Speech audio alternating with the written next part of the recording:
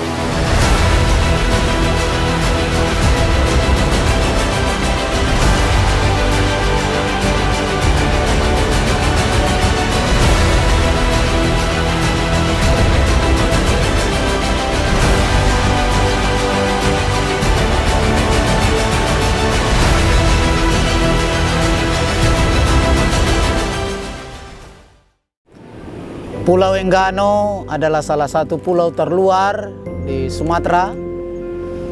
Untuk menjangkau ke Pulau Enggano ini boleh dari dua opsi. Yang pertama naik pesawat, itu memiliki durasi 1 jam. Dan yang kedua adalah melalui kapal laut, itu 12 jam. Di Pulau Enggano ada 3 gereja yang sejak tahun 1902 di Desa Malakoni itu ada gereja HKBP PKPE Malakoni.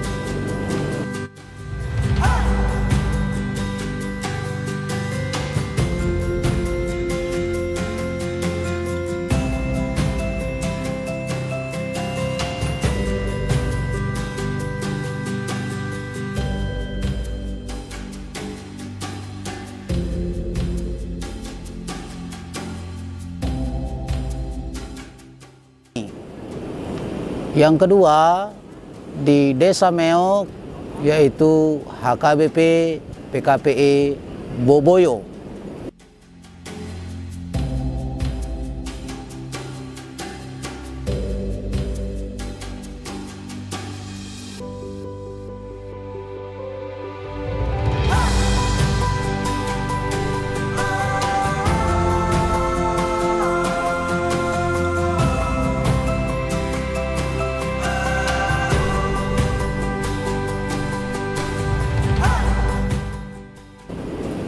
Dan yang ketiga yaitu di Desa Banjarsari, HKBP PKPE Dakoha Banjarsari.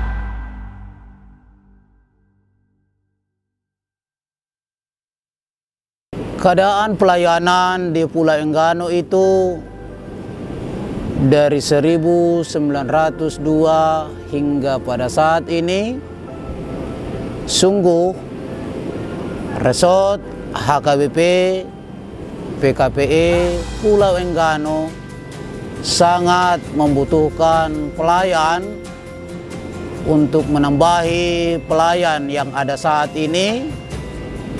Pelayan full time berjumlah 3 jiwa, yaitu 2 pendeta dan 1 guru jemaat.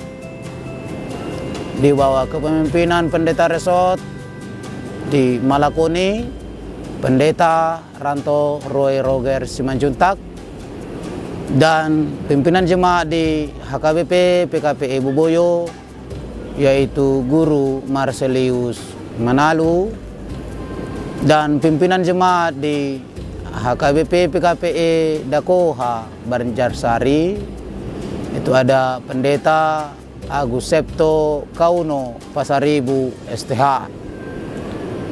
Melihat dari pentingnya pelayanan yang boleh saja terlihat di Pulau Enggano ini, maka harapan kami bahwa penambahan pelayan itu sudah sangat kami butuhkan di Pulau Enggano.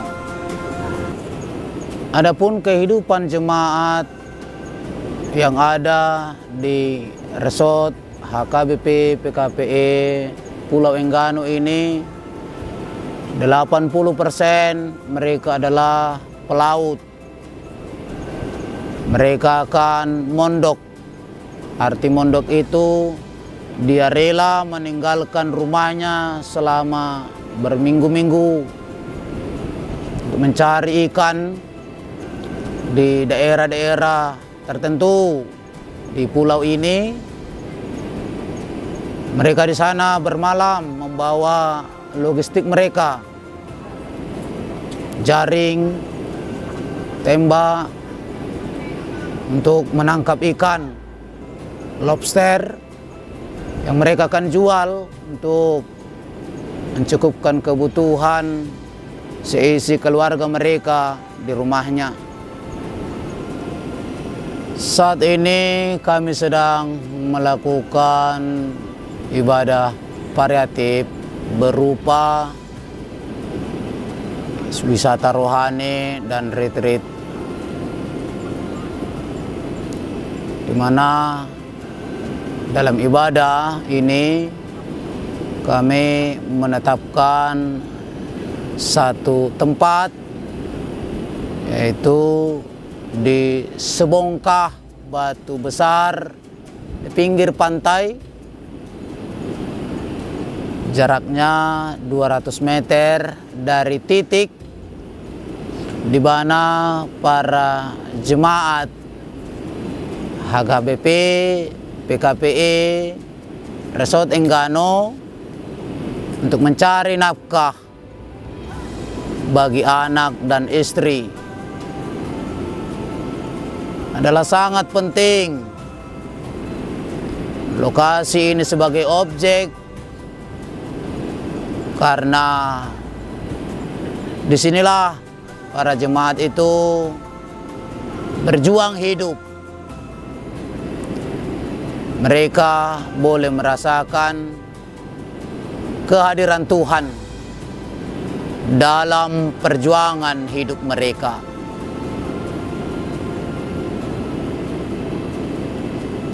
Saya mulai kerja di laut dari umur 12 tahun. Yang saya cari di laut ikan, lobster. Kegunaannya untuk kebutuhan dalam rumah tangga. Saya mempunyai anak 2 orang. Umur 12 tahun saya sudah pernah mengalami saya ditarik dengan arus. Tarik dengan arus sampai saya kehilangan kehilangan posisi, pingsan lah. Setelah saya sadar, disitulah saya berdiri, saya berdoa, minta ke Tuhan supaya dijauhi segala hal percobaan kepada saya. Emang di waktu itu saya emang sangat menyesali atas tindak tanduk saya berusaha. Perhan alat usaha saya sudah bentang, saya sudah taruh di laut, tapi masih saya menyelam. Akhirnya saya ditarik ombak, disitulah pas kejadian. Saya berpikir kalau saya mau pulang bagaimana, saya belum dapat hasil, sedangkan saya butuh biaya untuk anak. Jadi saya bertahan selama 3 hari, saya berdoa. Nyatanya doa saya dijawab dengan Tuhan, saya diberi rezeki. 4 hari Sesudah itu saya pulang, dapat rezeki. Nah, itulah modal anak saya. Sampai saat sekarang, anak saya tuh sudah bertugas di Jawa Timur. Ada di waktu saya bersedih. Kesedihan saya itu, mengapa hidup saya ini selalu begini, penuh dengan cobaan. Apa kesalahan saya sebenarnya, Tuhan? Tolong Tuhan. Saya berbicara sendiri itu, apa kesalahan saya selama ini sampai saya macam ini? Nyatanya dijawab dengan Tuhan. Doa saya, nah disitulah saya menyadari bahwa segala hal sedih, pedih yang saya rasa, semua itu dijawab dengan Tuhan. Di waktu itu, di saat saya sedih, saya sampai menangis. Menangis, tapi tiada orang yang melihat dan mendengar. Hanya Tuhanlah yang mendengar dan yang melihat tangis saya. Itu Amang. Saya berdoa untuk anak-anak saya supaya Tuhan selalu beri kesehatan, beri kekuatan, beri rezeki kepada anak-anak saya, jauhkan dari segala mara bahaya, agar anak-anak saya bisa mengikuti jejak saya selaku orang tua. Bagaimana saya dilahirkan ke dunia ini dari kecil sampai saat ini sekarang sudah usia 53 tahun, saya masih tetap mengikuti Tuhan agama Kristen. Jarak tempuh saya dari kampung ke Kokmang 2,5 jam. Selama saya mondok selama 10 hari bersama dengan 2 orang kawan, kami mencari lobster dan ikan memakai alat tradisional yaitu jaring dan lampu petroma. Saya terjun ke nelayan ini di umur 15 tahun dan itulah pekerjaan yang bisa saya lakukan di daerah Pulau Enggano ini, karena pulau kami pada saat itu belum ada perkembangan, dan saya tetap bekerja sebagai nelayan pencari udang dan ikan. Hasil dalam 1 minggu atau 10 hari minimal 10 kilo. Kalau cuaca buruk 10 kilo, kalau cuacanya bagus bisa dapat 15 kilo.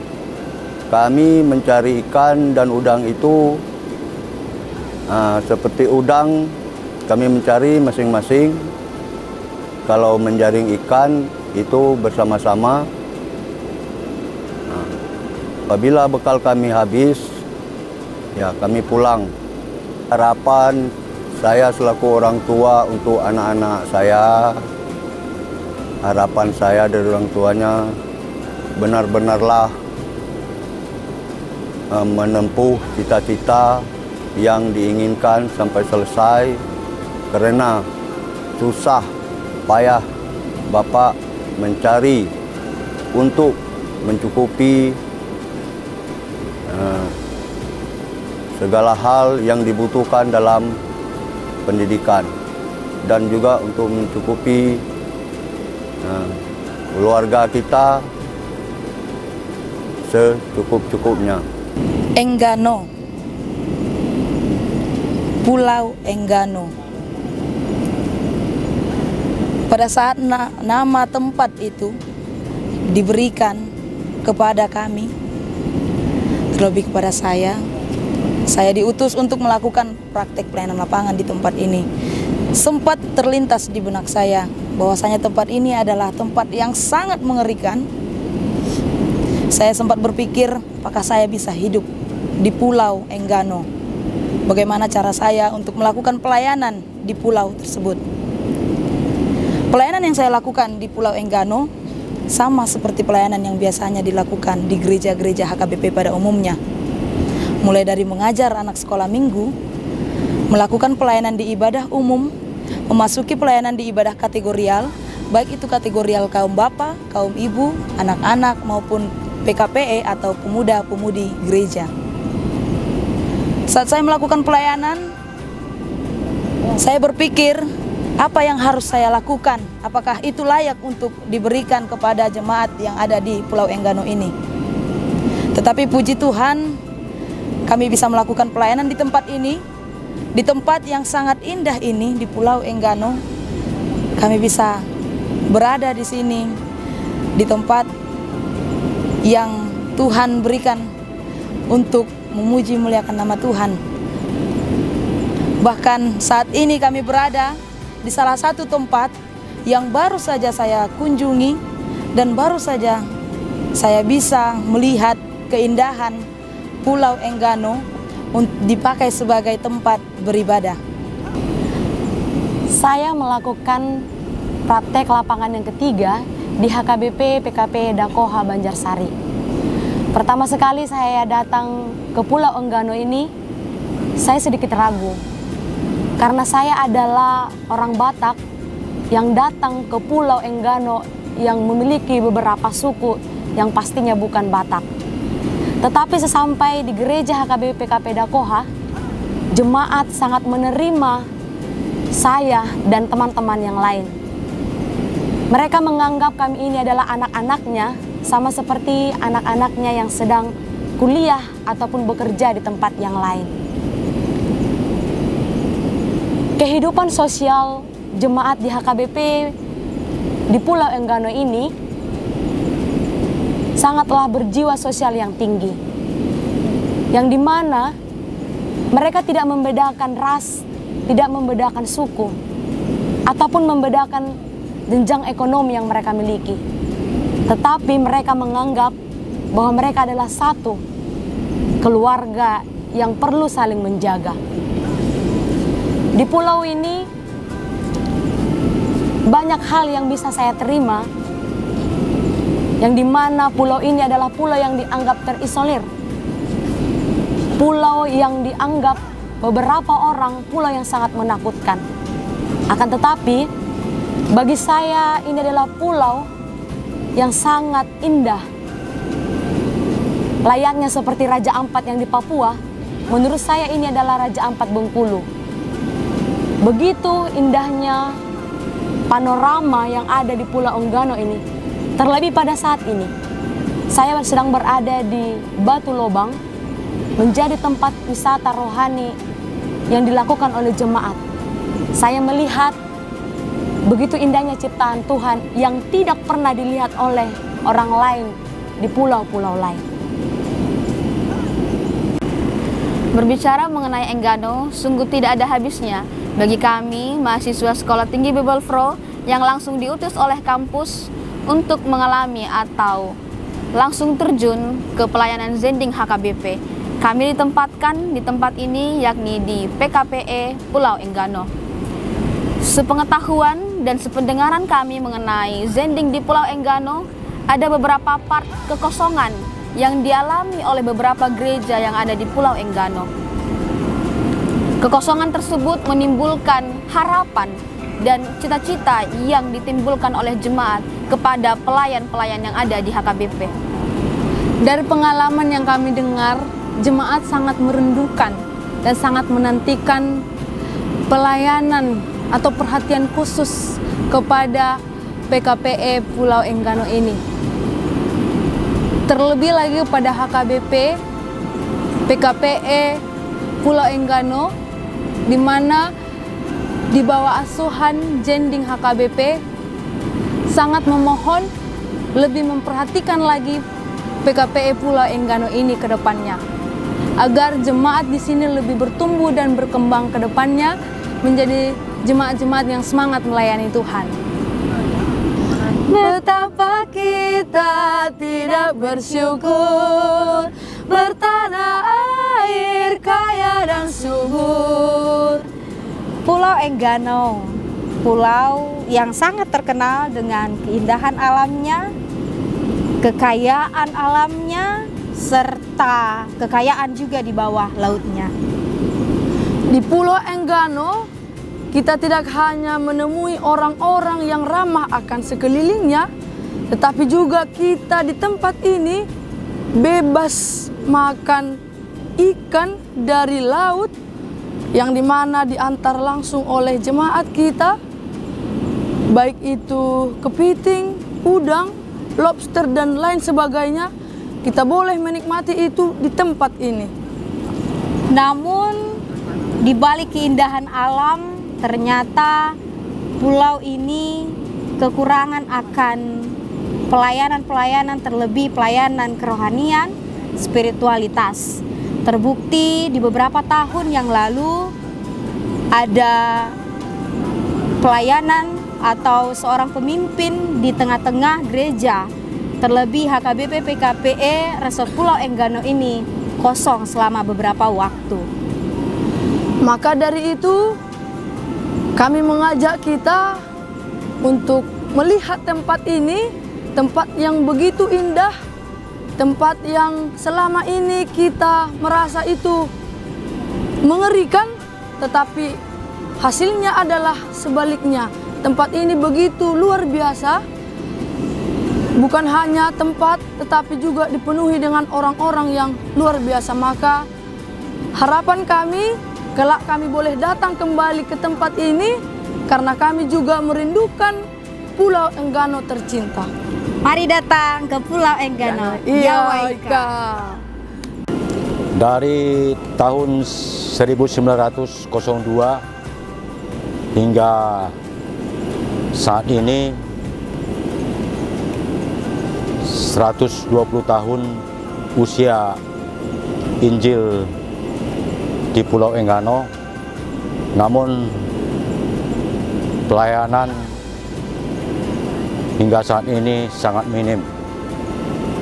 Oleh karena itu, mari HKBP dimanapun berada, terkhusus Opung Epurus dan pimpinan serta jajarannya, memberikan perhatian melalui kobarkan Injil. Ya Uwaika.